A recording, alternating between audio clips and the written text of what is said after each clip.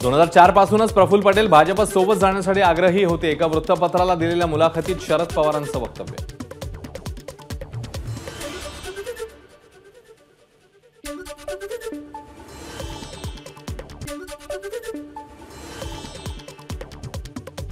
दोन 2004 मध्ये मुख्यमंत्रीपदासाठी कोणी योग्य नेता आमच्याकडे नव्हता। छगन भुजबळांकडे मुख्यमंत्रीपद सोपवलं असतं तर भविष्यात पक्षात फूट पडली असती।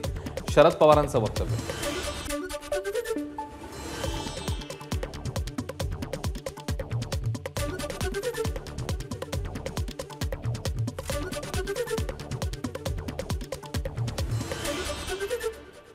काँग्रेस पक्ष फुटला तेव्हा पवारांसोबत न जाता पक्षात राहिल्यास मुख्यमंत्रीपद देऊ असं काँग्रेस नेत्यांनी म्हटलं होतं। मात्र आपण पवारांसोबत राहणार असल्याचं सांगितलं। मंत्री छगन भुजबळांची माहिती।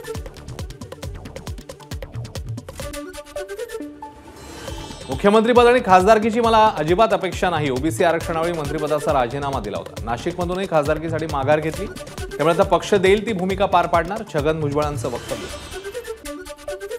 मुख्यमंत्रीपदी एकनाथ शिंदे नको ही 2019च्या आधी भाजपची ही भूमिका होती। संजय राऊतांचा मोठा दावा। प्रत्यक्ष मतदानाची प्रक्रिया सुरू झाल्यावर जनमानस विरोधात जात असल्याची भाजपला जाणीव, त्यामुळे मोदींनी विखारी प्रचार केला। शरद पवारांचा निशाणा। निवडून आल्यानंतर कांद्याचा प्रश्न पंतप्रधानांकडून सोडवून घेईन। दिंडोरी लोकसभेच्या उमेदवार भारती पवार यांचं वक्तव्य। तर उद्या सर्वांनी देशहितासाठी मतदान करावं, भारती पवार यांचं आवाहन। दिंडोरी लोकसभेच्या उमेदवार डॉक्टर भारती पवार यांनी घेतली छगन भुजबळांची भेट।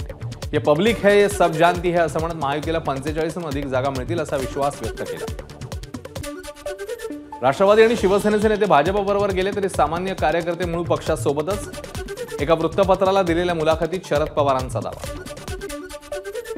उद्धव ठाकरे आणि शरद पवारांना जनतेची सहानुभूती नाही, आमचाच विजय निश्चित। प्रसाद लाड यांना विश्वास। उपमुख्यमंत्री अजित पवार बारामती दौऱ्यावर। भल्या पहाटे विविध विकास कामांची अजित पवारांकडून पाहणी। एबीपी माझा, उघडा डोळे बघा नीट।